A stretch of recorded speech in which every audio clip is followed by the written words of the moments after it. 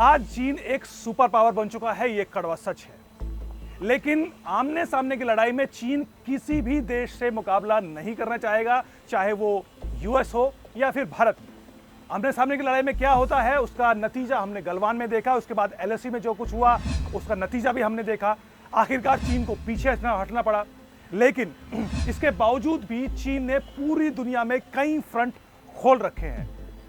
उसके cyber attackers, cyber hackers दुनिया के अलग अलग देशों में उनके इंस्टीट्यूशन पर हमला करते हैं और उनका बड़ा नुकसान पहुंचाते हैं। हाल ही में हमने एक खबर आई जिसमें हमने सुना कि मुंबई में पावर ग्रिड पर चीन के हैकर्स ने अटैक किया, जिसका एक बड़ा नुकसान वहां पर पावर फेलियर के तौर पर देखने को मिला। मैसाचुसेट्स का एक बड़ा संस्थान है जिसने ये रिपोर्ट जारी की है, ये है रिकॉर्डेड फ्यूचर। रिकॉर्डेड फ्यूचर दुनिया में जो गवर्नमेंट्स हैं, स्टेट्स हैं, वो कैसे इंटरनेट का इस्तेमाल करती हैं उस पर स्टडी करता है। उन्होंने एक रिपोर्ट जारी की जिसके तहत उन्होंने बताया कि चीन का एक रेड एको नाम का साइबर अटैकर्स का ग्रुप है जिन्होंने इंडिया के 10 बड़ी पावर कंपनियों पर निशाना बना कर रखा है और वो किसी भी समय इनको निशाना बना सकते हैं जिस तरीके से, और उन्होंने ऐसा किया भी है। अक्टूबर 2020 में इस तरह की घटना हमें देखने को मिली मुंबई में, जब जो वहां पर पावर ग्रिड स्ट्रक्चर था वहां पर हमें फेलियर देखने को मिली। उसमें जो ग्रिड है जो कि बैलेंस करता है सप्लाई और डिमांड का, वो फेलियर वहां पर हुआ, जिसके चलते मुंबई जैसा शहर एक तरीके से थमसा गया। वहां जो कोई एक फाइनेंशियल कैपिटल है इंडिया की, जहां पर शेयर मार्केट है, वो कहीं ना कहीं इस पावर फेलियर के चलते उसको कितना बड़ा नुकसान हुआ उसका अंदाजा हम लगा सकते हैं। लेकिन ये एक तरह की चेतावनी भी इसको कह सकते हैं कि चीन ने एक चेतावनी दी है कि वो किस तरीके से भारत को नुकसान पहुंचा सकता है, और वो कर भी सकता है, क्योंकि पिछले कुछ सालों में चीन ने एक ऐसी बड़ी आर्मी खड़ी की है जो कि चीन में रहते हुए पूरी दुनिया में हमले कराने में पूरी तरह से सक्षम है। रिपोर्ट कहती है कि दुनिया में 30 से 35% जितने भी साइबर अटैक होते हैं वो चीन से कराए जाते हैं, और उसमें वहां की इंटेलिजेंस एजेंसी, वहां का स्टेट और वहां की प्राइवेट कंपनी भी शामिल है। उसके अलग अलग नतीजे, उसके अलग अलग वजहें होती है। चीन, अगर हम कुछ स्टडी को देखें तो उसमें 3 मामलों में चीन इन साइबर अटैक्स को करता है। पहला जो पर्पस है वो है किसी भी देश की डिफेंस इकोनॉमी और सोशल स्ट्रक्चर पर हमला करना, उसको नुकसान पहुंचाना। दूसरा है साइबर एस्पियोनाज। उसमें जो चाइनीज हैकर्स हैं वो मिलिट्री या फिर कॉर्पोरेट डाटा को हैक करके उस डाटा का मिसयूज करते हैं, उसका किसी भी तरीके से इस्तेमाल करते हैं, गलत इस्तेमाल कर सकते हैं अपनी इंटेलिजेंस गैदरिंग के लिए। जैसे कि हमने देखा कि हाल ही में कई ऐसे सोशल मीडिया ऐप्स थी, चाइनीज ऐप्स थी, जिसको बंद करना पड़ा, वो इसी साइबर एस्पियोनेज का हिस्सा थी। और दूसरा बड़ा है वो है साइबर टेररिज्म। साइबर टेररिज्म में दुनिया के अलग अलग देशों के, चाहे वो मिलिट्री इंस्टीट्यूशंस हो या फिर दूसरे स्ट्रक्चर्स हो, उनको सीधे सीधे नुकसान पहुंचाना, जिसमें जिस तरीके से हमने देखा कि हाल ही में जो रिपोर्ट कहती है कि मुंबई में पावर ग्रिड को फेल कराया गया हैकिंग के जरिए। साफ है कि पूरी दुनिया में चीन कितना बड़ा खतरा बन चुका है साइबर स्पेस में, वो सबके सामने है। हाल ही में एक रिपोर्ट जारी हुई थी centre for strategic international studies की, जो कि वॉशिंगटन बेस्ड एक थिंक टैंक है। उनके मुताबिक 108 बड़े साइबर अटैक्स हुए थे 2006 से 2018 के बीच। वो तमाम अटैक्स चाइना से किए गए थे।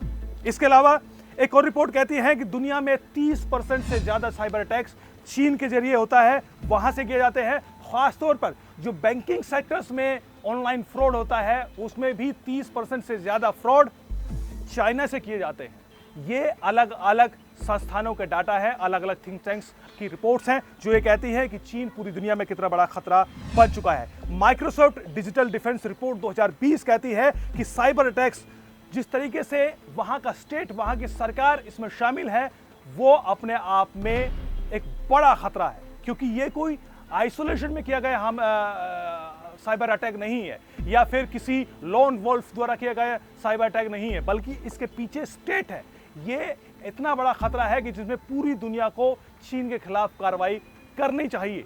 ये अलग अलग रिपोर्ट्स कह रही हैं। American cyber security firm 5 Eyes का कहना है कि चीन का जो पहला टारगेट है, सबसे बड़ा टारगेट है, वो यूएस है।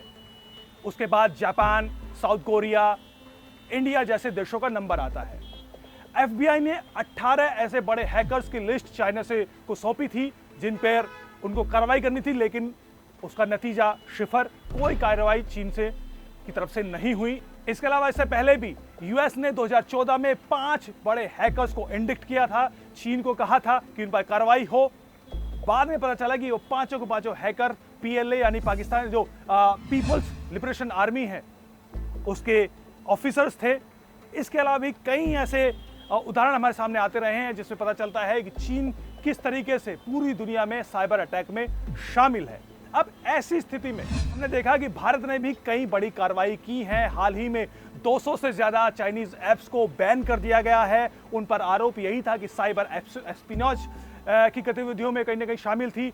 ऐसे में हमें एक नई खबर सामने आई है जो कि कहीं ना कहीं चिंता बढ़ाने वाली है। वो खबर थी कि एयरटेल से चाइनीज कंपनी हुआवी ने 300 करोड़ का प्रोजेक्ट 5G क्षेत्र में हासिल किया है। हुआवी एक ऐसी चाइनीज कंपनी है जो कि पूरी दुनिया में बदनाम है, जिस पर आरोप लगते रहे हैं कि वो 5G नेटवर्क को बनाने के चक्कर में पूरी दुनिया में एक ऐसा नेटवर्क खड़ी कर रही है जो कि अल्टीमेटली जो साइबर एस्पिनाज है उसके लिए चाइनीज गवर्नमेंट उसका इस्तेमाल करेगी। यूएस में इस तरह के सवाल खड़े किए गए, उसके ब्रिटेन में इस तरह के सवाल खड़े हुए, बाकायदा ब्रिटेन सरकार ने उसके कॉन्ट्रैक्ट को रद्द किया इस तरह। और हुआवी के कई ऑफिसर्स को, बड़े जो सीईओ थे उसमें कनाडा में उनको गिरफ्तार भी किया गया, वहां पर केस चल रहा है। ऐसे में ऐसे कैसे संभव हुआ जबकि भारत सरकार चाइनीज थ्रेट को कम से कम करने की कोशिश में लगी है, वहां पर ऐसी कंपनी एयरटेल जैसी कंपनी 300 करोड़ का प्रोजेक्ट हुआवी को दे देती है तो चिंता जरूर बढ़ाती है। ऐसे में भारत सरकार के सामने बड़ी चुनौती है कि कैसे इस तरह के चाइनीज इंट्रूजन को रोका जाए। लेकिन आखिरकार भारत सरकार ने इस ओर कदम बढ़ाया है, नीति तैयार की जा रही है। भारत सरकार के national critical information infrastructure protection centre जो कि अलग अलग डिपार्टमेंट, अलग अलग मंत्रालय के साथ मिलकर, इंफॉर्मेशन टेक्नोलॉजी मंत्रालय के साथ मिलकर, होम मिनिस्ट्री के साथ मिलकर, डिफेंस मिनिस्ट्री के साथ मिलकर उन्होंने एक नीति तैयार की है जिसको उम्मीद है कि जल्द ही कैबिनेट, जो मोदी सरकार की कैबिनेट है, वो उस पर मुहर लगा देगी। उसके बाद संभव है कि अगर हुआवी जैसी कंपनी बैकडोर एंट्री करने की कोशिश करती है तो उस पर रोक लगाना संभव हो पाएगा।